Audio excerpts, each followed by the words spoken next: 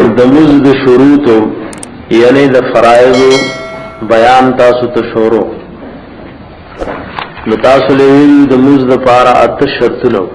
او شرط هغه ته وی چې دا د مانزه د دې حصے نه باري هغه اته شرطونه تاسو واوریدل پدې اته شرطونو کې یو شرط موجود نوي مزد صحیح کی اوس درلا ارکان ذکر کړي دا شروط او ارکان دواړه په فرایض کې دي اوس وی باب ارکان الصلات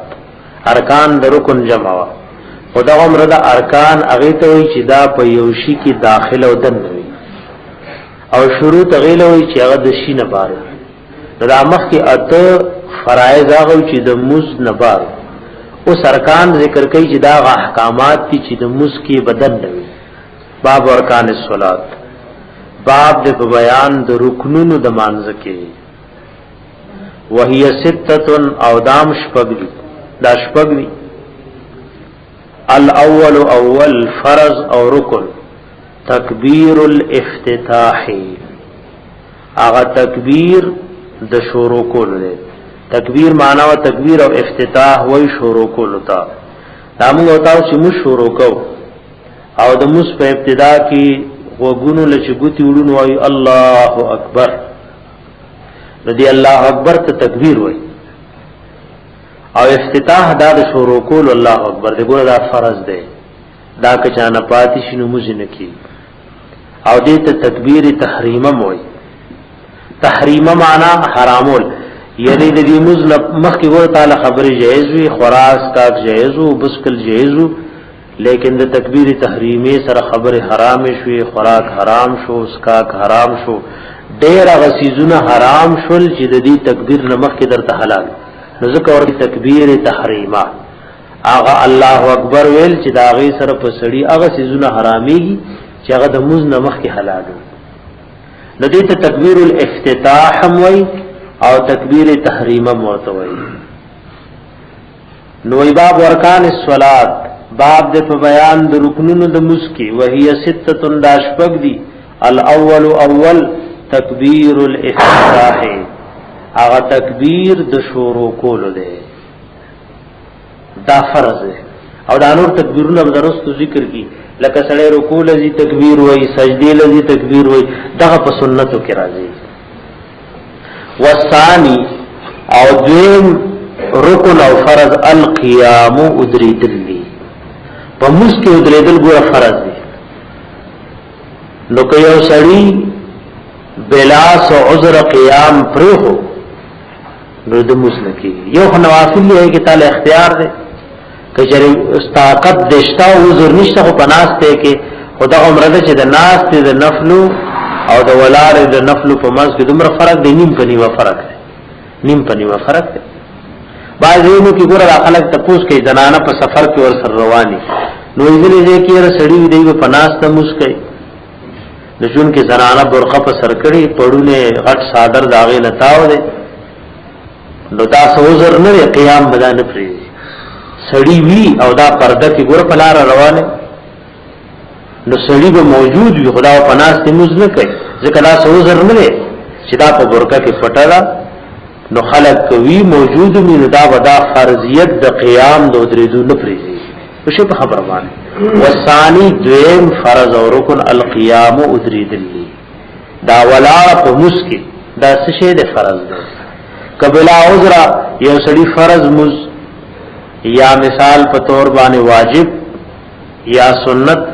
عذر نشته له پناست کوي نو بیا د مز نکی بیا ولا ګورې باب ارکان الصلاه باب د بیان د رکنونو د مانځ کې وهي سته داشپق دي الاول اول تکبیر الافتتاح تکبیر ویل د شروع کول دي والثاني او دویم القيام ولا ردا ادریدل دي په مسکی والثالث او دریم رکن او فرض القراءه قران لستل د قران سیسا په دې مسکی لستل فرض دي او خاص کر سورہ فاتحہ الحمد شریف واجب او پډه رکعاتونو کې د سورۃ لستل د سوره فاتحه نه پسم واجب دي. نو وثالث دریم القراءه قرآن لستلی بدی مسکے، والرابع او سلورم رکن او فرض الرکوع رکوع دا، والخامس و پنزم فرض السجود سجدہ کلی. بیا گوری ورطا والثالث او درم رکن او فرض القراءة قرآن لستلی بدی مسکے، والرابع او سلورم الرکوع رکوع دا، والخامس پنزم السجود سجدہ دا. لاشپگم پاتے والسادس او شپگم رکن یعنی فرض پمسکی القعدة الاخیرة قاعدہ رستنائی دا. دا قاعدہ رستنائی دا عبده و رسوله دا سبق ویلو پا مقدار بانی پا مسکی فرض دا. او پا دی کی دا تشہد ویل عبده و رسوله پر سبق ویل آیت رستو ذکر کئی جدا دا واجباتو ندے. دا ناس تا دا عبده و رسوله مقدار پر فرض دا. والسادس شپگم رکن القعدة الاخیرة قاعدہ رستنائی دا. دا عبده و رسوله په مقدار پورې دا صد فرض ده. ومن هغه چا ترک چې پری خوشی ان یو شی من هذه الارکان د دغه ارکانو السته شپغنا د شپغو ارکانو کې یو شی په موس کې تپات شو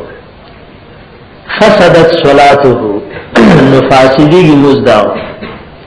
نو چې کله موس کې فساد راغی نو موز نشو ويستانف الصلاه او بیا برادر وی موز مرته اخرى ذلب الصرا دوباره به مسکه. والسادس شپغم رکن